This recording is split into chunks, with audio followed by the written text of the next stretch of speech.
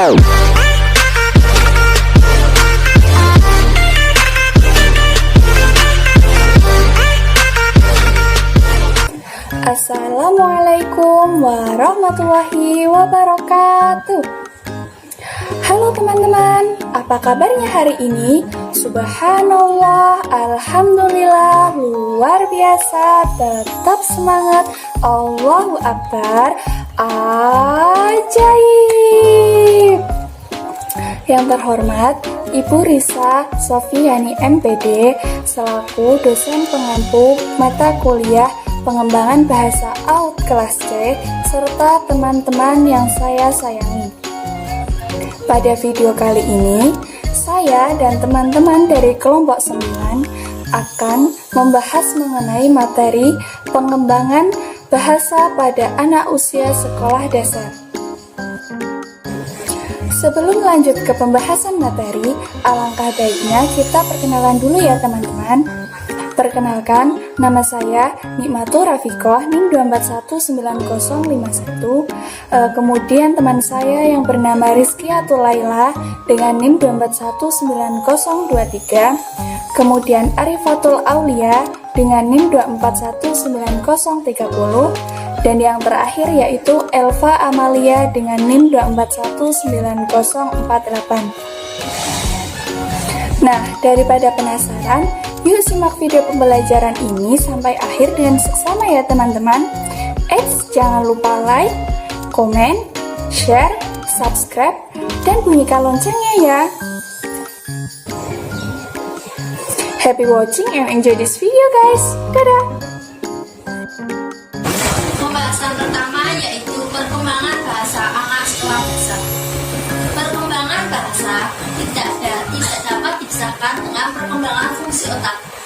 Sebagaimana kita pahami bahwa otak manusia memiliki fungsi yang paling fundamental dalam struktur biologis manusia. Penelitian neurolinguistik menyatakan bahwa dalam otak terdapat dasar yang paling fundamental untuk kemampuan bahasa. Perkembangan bahasa pada anak usia sekolah dasar yaitu ada dua. Yang pertama, pada usia early primarial atau antara 5 sampai 6 tahun. Bahasa yang digunakan sudah berkembang mendekati kesempurnaan. Terdapat penambahan kosakata pada anak dan anak mulai mengerti bahwa kata-kata memiliki lebih dari satu arti. Papalia dan Olds mengungkapkan bahwa anak usia 6 tahun telah mampu menggunakan kata-kata sebanyak 2.600 kata dalam percakapan. Anak dapat mengetahui lebih dari 20.000 kata dengan bantuan sekolah secara formal dan segala sesuatu yang didengarnya. Penguasaan kata-kata anak menjadi 80.000 kata ketika anak siap memasuki sekolah menengah atas. Yang kedua yaitu pada usia late primary atau 7 sampai 8 tahun. Bahasa anak mengalami perkembangan yang sangat besar. Anak telah memahami tata bahasa sekalipun terkadang menemui kesulitan dan menunjukkan kesalahan, tetapi anak dapat memperbaikinya. Anak telah mampu menjadi pendengar yang baik. Anak mampu menyimak cerita yang didengarnya, serta anak mampu mengungkapkan kembali dengan urutan dan susunan yang bagus. Para ahli telah menyebutkan bahwa anak usia dini menguasai sekitar 50.000 kata sampai dengan 80.000 kata. Namun, kata yang dikuasai tergantung dengan bahasa yang didapatkan di lingkungannya, baik lingkungan rumah, sekolah, dan sekitarnya. Penguasaan bahasa pada anak usia sekolah dasar ini berlangsung secara lebih cepat karena pada masa SD, perkembangan fungsi otak anak sudah berkembang besar sehingga anak akan mudah memperoleh bahasa. Terdapat 4 tugas pokok yang seharusnya dikuasai dan dituntaskan oleh anak. Apabila tugas yang satu sudah dapat dituntaskan oleh anak, maka tugas yang lain akan bisa tertuntaskan juga. Tugas tersebut yaitu yang pertama yaitu pemahaman. Kemampuan memahami kata dan perkataan orang lain. Kedua, meningkatnya perbendaharaan kata. Pada usia prasekolah, perbendaharaan kata anak terus meningkat dengan tempo yang sekolah. Ketiga, penyusunan kata-kata menjadi kalimat. Kemampuan ini pada dasarnya mulai berkembang sebelum anak menginjak usia 2 tahun. Kalimat utama yang digunakan adalah kalimat tunggal disertai gerakan gantian dengan cara menunjuk benda yang ia inginkan. Dan yang terakhir adalah ucapan. Kata-kata yang anak ucapkan merupakan imitasi dari ucapan orang-orang yang sering ia dengar. Bahasa yang digunakan pada anak akan bertambah pada kognitif anak. Anak yang sering berbicara atau menggunakan bahasa akan lebih cerdas dibandingkan dengan anak yang mendiam. Hal ini dikarenakan anak yang sering berbicara memiliki IQ yang lebih tinggi dari anak yang pendiam. Walaupun tidak semua, anak yang aktif dalam berbahasa cenderung lebih cerdas dan percaya diri. Namun tidak semua seperti itu.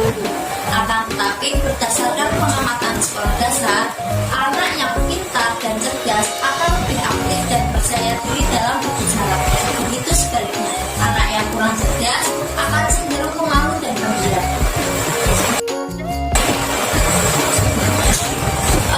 Pembahasan kedua yaitu permasalahan bahasa anak sekolah dasar.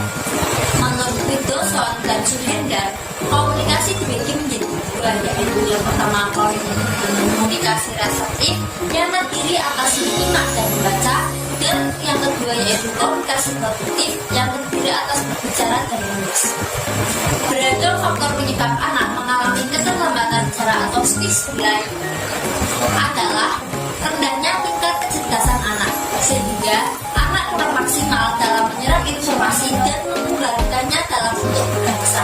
Kondisi orang tua yang masih sering menggunakan bahasa bayi ketika berkomunikasi dengan anaknya juga dapat sebagai faktor menunjang keterlambatan bahasa atau speech delay. Karena anak menjadi kurang memiliki motivasi untuk belajar berbahasa sesuai dengan tahapan perkembangannya. Penggunaan bahasa asing di rumah yang bukan merupakan bahasa ibu juga dapat menghambat kemampuan berbahasanya. Contoh lain dalam kasus yang sering dijumpai adalah banyak orang tua yang membiarkan anaknya menonton televisi tanpa mengkomunikasikan siaran apa yang mereka lihat. Terlebih lagi ketika anak sudah mulai banyak bertanya dan banyak berkomentar tentang suatu hal, justru orang tuanya menyuruhnya untuk diam. Bahkan ada yang hingga membentak dan mengatakan anak tersebut cerewet, yang akhirnya tanpa orang tua sadari berdampak pada psikologis anak dengan dia menarik diri dan melirik dia karena takut atau kecewa harapannya dipatahkan. Ketika anak memilih diam, maka secara otomatis perasaan anak mulai melemah dan tidak mampu lagi seimbang mengikuti irama perkembangan anak sebagainya.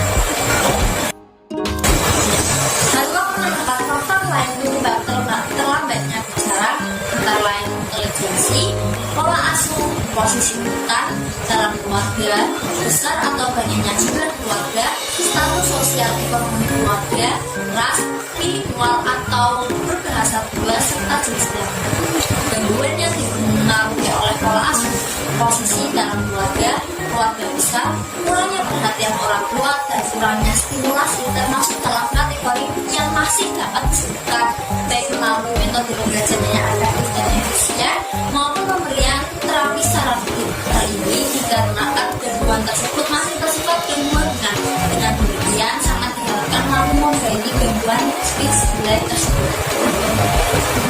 Karakteristik perkembangan kemampuan berbahasa anak SD sebagai berikut. 1. Menjawab pertanyaan sederhana dengan tepat. 2. Semakin banyak mengajukan pertanyaan, terutama tentang lokasi dan identitas benda atau orang. 3. Bisa melakukan interaksi sosial yang menjadi kebiasaan. 4. Berkomentar terhadap benda dan kejadian yang sedang berlangsung. 5. Kosakatanya meningkat, anak sudah mampu menggunakan 300 sampai 1000 kata. 6. Mengucapkan saja sederhana dan menyanyikan lagu. 7. Mengucapkan perkataan yang jelas setiap waktu. 8. Mengungkapkan kalimat negatif dengan menyelipkan kata bukan atau tidak sebelum kata benda atau kata kerja sederhana. Hasil penelitian Owens menunjukkan bahwa kemampuan komunikasi anak usia SD adalah sebagai berikut. 1. 6 tahun, memiliki kosakata yang dapat dikomunikasikan, mampu menyerap 20.000 sampai 24.000 kata, mampu membuat kalimat meskipun masih dalam bentuk kalimat pendek, dan ada taraf tertentu sudah mampu mengucapkan kalimat lengkap. Usia 8 tahun, mampu bercakap-cakap dengan menggunakan kosakata yang dimilikinya, mampu mengemukakan ide dan pikirannya meskipun masih sering verbalisme. Usia 10 tahun, mampu berbicara dalam waktu yang relatif lama dan mampu memahami pembicaraan. Usia 12 tahun, mampu menyerap 50.000 kata dan mampu berbahasa seperti orang dewasa. Kemudian, model stimulasi pengembangan bahasa anak usia sekolah dasar, yaitu adapun langkah-langkahnya untuk membantu perkembangan bahasa pada anak usia sekolah dasar sebagai berikut. 1. Membaca. Kegiatan ini adalah yang paling penting yang dapat dilakukan bersama anak setiap hari, dan buatlah kegiatan membaca menjadi menyenangkan dan menarik bagi anak dan lakukanlah setiap hari. 2. Berbicaralah mengenai kegiatan sederhana yang orang tua dan anak lakukan dengan menggunakan bahasa yang sederhana. 3. Perkenalkan kata-kata baru pada anak setiap hari. 4. Cobalah mengapresiasi setiap pembicaraan atau cerita pada anak. 5. Berbicaralah pada anak setiap hari dan pandanglah mereka ketika berbicara dan mendengarkan mereka agar mereka tahu bahwa mereka sangat penting. Hambatan dan solusi perkembangan bahasa pada masa kanak-kanak akhir atau SD. 1. Pada keterampilan membaca, anak-anak yang memasuki jenjang sekolah dasar dengan kosakata yang terbatas beresiko mengembangkan masalah-masalah yang berkaitan dengan membaca. Sebelum belajar membaca, anak-anak belajar menggunakan bahasa untuk membicarakan hal-hal yang tidak ada. Mereka belajar bagaimana mengorganisasikan dan mengucapkan bunyi. Mereka juga mempelajari prinsip-prinsip alfabet, yakni huruf-huruf yang mempresentasikannya bunyi-bunyi dalam bahasa. 2. Pada kemampuan bilingualisme. Bilingualisme, kemampuan bicara dalam dua bahasa, memiliki efek positif terhadap perkembangan kognitif anak. Anak-anak yang fasih dalam dua bahasa akan menunjukkan kinerja kontrol perhatian, formasi konsep, pemikiran analitis, fleksibilitas kognitif, dan kompleksitas kognitif yang lebih baik dibandingkan anak-anak sebayanya yang hanya menguasai satu bahasa. 3. Pada pemerolehan bahasa, kedua anak-anak lebih mudah menguasai bahasa kedua dibandingkan remaja dan dewasa. Orang-orang dewasa membuat kemajuan awal yang tepat, tetapi kesuksesan akhir dalam penguasaan bahasa kedua tidak pernah sebaik anak-anak. Kemampuan anak untuk mengucapkan bahasa kedua dengan aksen yang benar juga menurun berdasarkan usia. Penurunan tajam terjadi setelah usia 10 hingga 12 tahun. Pada pendidikan bilingual selama 2 dekade terakhir, strategi yang diminati adalah pendidikan bilingual yang mengajarkan subjek-subjek akademik kepada anak-anak imigran dalam bahasa ibu mereka sambil perlahan-lahan mengajarkan bahasa Inggris. Hasil riset-riset yang mendukung pendidikan bilingual karena 1. Anak-anak memiliki kesulitan mempelajari suatu subjek ketika hal tersebut diajarkan dalam suatu bahasa yang tidak mereka mengerti, dan 2. Ketika kedua bahasa tersebut diintegrasikan dalam kelas, anak-anak belajar bahasa kedua dengan lebih cepat dan mampu berpartisipasi lebih aktif.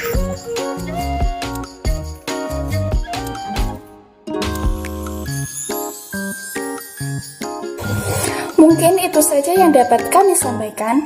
Kurang lebihnya kami mohon maaf. Jangan lupa tetap patuhi protokol kesehatan dengan melalui 3M. Memakai masker, menjaga jarak, dan mencuci tangan.